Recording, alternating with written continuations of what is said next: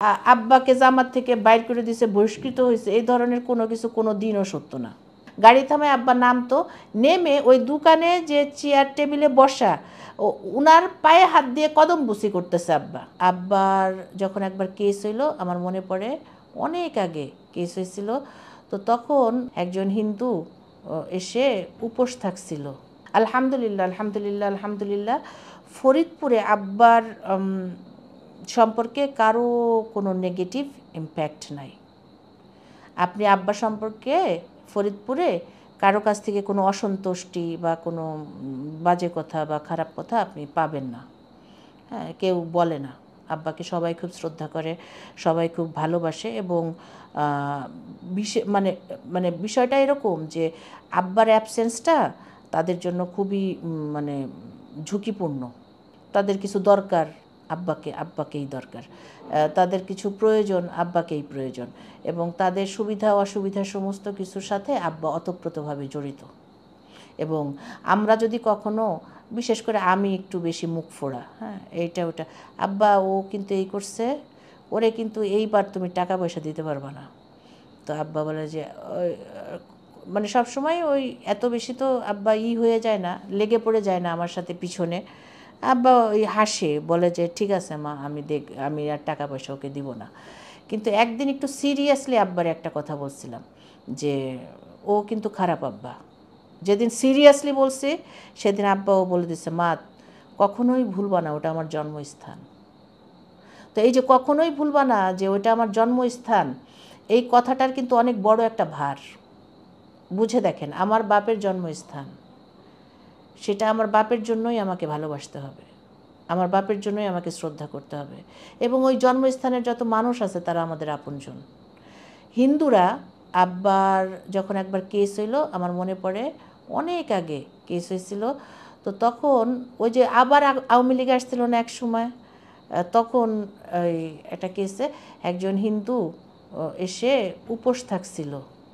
হিন্দু ওইখানে উপোস থাকতেছে যে আল্লাহ ওনার কেস টেস সরাই দেয়। এমনকি এখনও এই যে আওয়ামী লীগের, এইবার আওয়ামী লীগ আসার পরেও ওরা ওই রোজা রাখে না, ওদের সিস্টেমে যে রোজাটা রাখে, ভগবানের কাছে যে ওরা মানত করে, সেই মানত করছিল যে উনাকে আল্লাহ মুক্তি দিক। এবং আর একটা কথা শুনলে আপনি অবাক হবেন, এই সেদিনও, এখন তো বুড়া হয়ে গেছে, এখন তো সব কিছু বুঝি, তো এখন এই সেদিনও কিছু লোকজন এসে, ফরিদপুরের কিছু হিন্দু লোকজন এসে বসা, তাদেরকে আমরা কাকা বলি, দাদা বলি, এরকম হিন্দু লোকজন এসে বসা। কি ব্যাপার?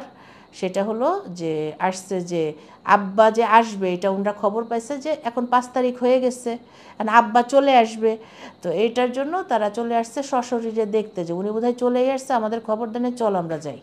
তো চলে আসছে, আসার পরে মা বলছে যে না, তোমাদের ভাইজান তো এখনো আসে নাই। দাদা বলে, আব্বাকে দাদা বলে, তোমাদের দাদা তো এখনো আসে নাই। তো তারা বলতেছে যে ভাবি, কোনোভাবে যেন ভাইজান আসার পরে, দাদা আসার পরে আমাদের যেন একদিনও খবর দিতে দেরি না হয়। আমরা দাদার হিজরতের পর থেকে এই পর্যন্ত কেউ ওই গ্রামে থাকতে পারি নাই। আমাদেরকে এত নির্যাতন করা হয়েছে, আওয়ামী লীগরা করছে। আওয়ামী লীগরা এমনভাবে নির্যাতন করা হয়েছে যে ওরা গ্রামে থাকতে পারে নাই। কেউ মানে যে শহরে থাকার ক্যাপাবিলিটি আছে সে শহরে চলে আসছে, আর যার ক্যাপাবিলিটি নাই সে বলমারি গিয়ে থাকছে। বলমারি মানে আমাদের ওই সালতা থানার পাশে, হ্যাঁ, সে ওইখানে গিয়ে রয়েছে, কিন্তু সে ওইখানে থাকতে পারে নাই অত্যাচারে। তো দাদা দাদা আসলে আমরা বাড়ি ফিরে যাব, আমরা ওইখানে থাকবো। আমি আমার ছোট্টবেলা থেকে একদম প্লে গ্রুপে যখন পড়ি তখন থেকেই তো, মানে দাদু বেঁচে থাকতে তো আমাদের বাড়ি যাওয়ার কোনো স্টেশন ছিল না। দাদু যখনই বলবে বাচ্চু বাড়িতে আয়, আব্বার আর কোনো কথা নাই। আমাদের মার সব সময় একটা ব্যাগ প্যাকই করা থাকতো, মানে প্যাকিংয়ের সময় তো আর পাবে না, তো প্যাকই করা থাকতো, ওটার মধ্যে জামা কাপড় জুতা সব ব্রাশ ট্রাশ এগুলি থাকতো। তো ওইগুলি নিয়েই গাড়ি পাঠিয়ে দিত আব্বা, আমরা উঠে যেতাম আমাদেরকে নিয়ে। শুধু দাদু একবার বলবে যে বাচ্চু বাড়ি আয়, তো ওই অবস্থা এরকম ফ্রিকুয়েন্টলি যাইতাম। তো আমি যখন যাইতাম, আমি তখন ছোট, প্লে গ্রুপেও বা কেজি ওয়ানে এরকম পড়ি, আমি দেখতাম যে আব্বা ওই ময়নদিয়া বাজার আছে আমাদের, ওই মানে গ্রামের বাজারটা আর কি, তো ওই ময়নদিয়া বাজারে একটা হোমিওপ্যাথির দোকান আছে, সে হোমিওপ্যাথির দোকানে একজন লোক বসা, সে হলো গিয়ে তাকে আব্বা ওই দোকানের সামনে গাড়ি, ওই বাজারে ওই দোকানের সামনে আব্বা গাড়ি থামাইতো, গাড়ি থামায় আব্বা নামতো, নেমে ওই দোকানে যে চেয়ার টেবিলে বসা উনার পায়ে হাত দিয়ে কদম বুসি করতেছে আব্বা। তো আমি তখন থেকে জানতাম যে উনি দাদা, আমার দাদা। এখন ওই দাদা বলেই জানি। এখন বড় হওয়ার পরে শুনি কি উনি হিন্দু, সন্তোষ দাদা। এখন আমি বলি কি, আচ্ছা আব্বা তুমি একজন হিন্দু মানুষ, তাকে এরকম পায়ে হাত দিয়ে কদম বুসি করো কেন? তো তখন আব্বা বলে যে মা, উনি কিন্তু আমার টিচার ছিলেন, উনি আমাকে ছোটবেলায় পড়াইতেন। তো এই যে ওই ময়ন্দা ক্রস করে, ওই দোকান ক্রস করে আব্বা সরাসরি বাড়িতে যাইতে পারতো না, কিন্তু উনি ওই ময়ন্দা ওই সন্তোষ দাদার দোকানের সামনে দাঁড়াবে, সেই দাদা আমাকে নিয়ে খুব আদর করতো, বলতো যে কি কি হাতের লেখা শিখছো, সেই হাতের লেখা দেখাইতে হবে, ইংরেজি লিখে দেখাইতে হবে, এরকম ফান টান করতো। কিন্তু আমি ঘুণাক্ষরেও জানতাম না কোনোদিন যে উনি, আমি জানি উনি আমার দাদা, এর জন্য আব্বার এত শ্রদ্ধা। যখন এসে শুনছি উনি হিন্দু, এরপরে তো আব্বারে চার্জ করছি। আব্বা বলে যে মা, উনি আমার মাস্টার ছিলেন। হ্যাঁ, এবং হিন্দুদের ৭১-এ ঘরবাড়ি জ্বালানো থেকে আব্বা যতখানিক সম্ভব, আপনি শুধু হিন্দুদের কাছে শুনবেন যে মিলিটারিদেরকে আব্বা কিভাবে ওইখান থেকে সেভ করছেন, ওই যে জ্বালানো পোড়ানো থেকে সেভ করছেন। এবং ওখানে একজন এমপি আছেন শাহজাফর চাচা, এই শাহজাফর চাচার বাড়িঘর হলো গিয়ে পুড়াই দিতে গেছিল মিলিটারি এসে। তো শাহজাফর চাচা ছিলেন মুক্তিযোদ্ধা, শাহজাফর চাচা ছিলেন হচ্ছে মুজিব বাহিনীর সদস্য। হ্যাঁ, তো ওই মুজিব বাহিনীর সদস্য, উনি ছিলেন মুক্তিযোদ্ধা, এর জন্য মিলিটারিরা গিয়ে ওই শাহজাফর চাচার বাড়ি পোড়াই দিতে গেছিল। তখন আব্বা তাদেরকে বুঝাইতে সক্ষম হয়েছে, তাদেরকে কনভিন্স করছে যে দেখেন এটা শাহজাফরের বাড়ি না, এটা হচ্ছে শাহজাফরের বাপ, যিনি তার বাড়ি, এবং তিনি মুসলিম লীগ করেন। আপনারা যদি এই বাড়ি পোড়ায় দেন তাহলে এর প্রতিক্রিয়া ভালো হবে না, সুতরাং আপনারা এটা পোড়ায়েন না। এবং এই মিলিটারিরা আব্বার এই কথা মতো এইগুলি পোড়ায় নেয়। এরকম বহু ঘর আছে হিন্দু। শোনেন, আমাদের গ্রামের পাশেই হচ্ছে হিন্দু গ্রাম, মানে হিন্দু এত বেশি হিন্দু যে হিন্দু গ্রাম। এবং তাদেরকে, যেহেতু আপনারা জানেন যে আব্বা ফরিদপুরে, জানেন বা না জানেন, আব্বা ফরিদপুরে কিন্তু একজন ফাদার ফিগার, ওইখানে উনি একজন গার্ডিয়ানের মতো। উনি যদি চান যে কারো অসুবিধা হবে, সে থাকতে পারবে না।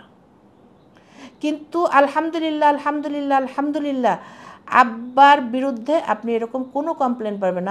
আমি বললাম যে 5 তারিখের পরে হিন্দুরা এসে বসেছিল, তারা ভাবতেছিল যে আব্বা চলে আসছে, তারা বাড়িতে ফেরত যাওয়ার জন্য পাগল হয়ে গেছে। জামাত থেকে আব্বাকে বহিষ্কৃত করা হয়েছে। আমি তো এই ধরনের কোনো নিউজের সঙ্গে পরিচিত না, জানি না। আমি একটা জিনিস হয়েছিল যে আব্বার বিরুদ্ধে একটা অ্যাকিউজেশন হয়েছিল যে আব্বার বিরুদ্ধে কোনো একটা অ্যাকিউজেশন ছিল। সেই অ্যাকিউজেশনটা হলো যে আব্বা এরকম একটা মহিলাকে বিয়ে করছে যার স্বামী আছে। তো এই ধরনের একটা অ্যাকিউজেশন করার পরে একটা তদন্ত কমিটি, জামাতের তো নিজস্ব তদন্ত কমিটি থাকে, তো সেইখান থেকে ওই দেখা হয়েছিল যে এটা কতদূর সত্য। তো তখন তারা তদন্ত করে অনুসন্ধান করে দেখছে যে এ ধরনের কোনো অ্যাকিউজেশন আসলে সত্য না, এ ধরনের কোনো ঘটনাই ঘটে নাই। তো তারপরে প্রফেসর গোলাম আজম দাদা ছিলেন তখন আমিরে জামাত। তো আমিরে জামাত দাদা, মানে গোলাম আজম দাদা আব্বাকে অত্যন্ত স্নেহ করতেন। তো অত্যন্ত স্নেহ করতেন। আব্বা মনে করেন যে এই অভিযোগের কারণে, যেহেতু অভিযোগ অনুসন্ধান করে দেখা হয়েছে যে এটা সত্য না, এটার জন্য আমার রোকনিয়াত যাওয়াটা ঠিক হয় নাই, এটা আব্বার দৃষ্টিতে ঠিক হয় নাই। কিন্তু ওই আমিরে জামাতের, যেহেতু আপনি তো জানেন যে জামাতের মধ্যে নেতাদের ডিসিশন, এখন আমিরে জামাত দাদা বললেন, মানে গোলাম আজম দাদা যেহেতু বললেন যে ঠিক আছে আপনি এটাকে মেনে নেন, তখন আব্বা মেনে নিছিলেন। এইখানেও আমার একটা কথা আছে, আব্বা এমন একজন মানুষ যে আব্বা কারো দোষ দিতে চান না, কখনোই দোষ দেন না। চান না মানে দোষ দেনই না, এটা ওনার স্বভাবের বাইরে। গোলাম আজম দাদা আব্বাকে অত্যন্ত স্নেহ করতেন, ভীষণ স্নেহ করতেন। এই ঘটনাটা না মানে দাদার আয়ত্তের বাইরে দাদার আয়ত্তের বাইরে ছিল, মানে দাদার মনের ইচ্ছা ইস্টাবলিশড করার জায়গা ওটা ছিল না, ওটা ছিল ডিসিশন ইস্টাবলিশড করার জায়গা। মানে আপনি তো জানেন যে শুরার বৈঠক হয়, জামাতে যে কোনো একটা শুরার বৈঠক হয়, শুরার বৈঠকে যদি ধরেন যে কয়জন আছে, 10 জন আছে, 9 জন একটা মত দিল, কিন্তু একজনের ওই মতের সাথে মিল নাই, তাইলেও ওই জিনিসটা গ্রহণযোগ্য হয় না। তো এরকম একটা ঘটনায় দাদা বলছিল যে ঠিক আছে আপনি মানে আব্বা যদি ঝামেলা করে তাইলে তো অনেক কিছুই হয়ে যেতে পারে, তো এখন বলছে ঠিক আছে আপনি চুপচাপ থাকেন। এটা তো এইভাবে করে, কিন্তু এটা সত্য না যে আব্বাকে জামাত থেকে বাইর করে দিয়েছে, বহিষ্কৃত হয়েছে, এই ধরনের কোনো কিছু কোনো দিনও সত্য না।